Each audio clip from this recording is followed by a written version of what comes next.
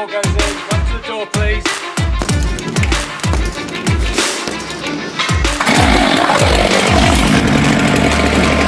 Operation Henhouse is a national crackdown on UK domestic fraud run by the National Economic Crime Centre and the City of London Police.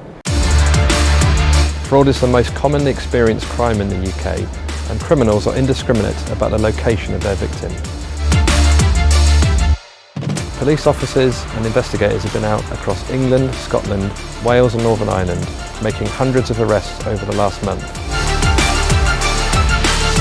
We recognise the devastating consequences that fraud causes to victims.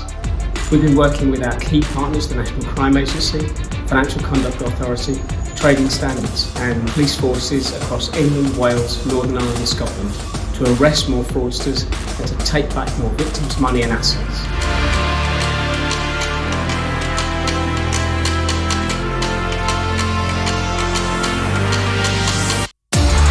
I'd like to thank everybody across all of those key partners for their professionalism and diligence in making this such a huge success.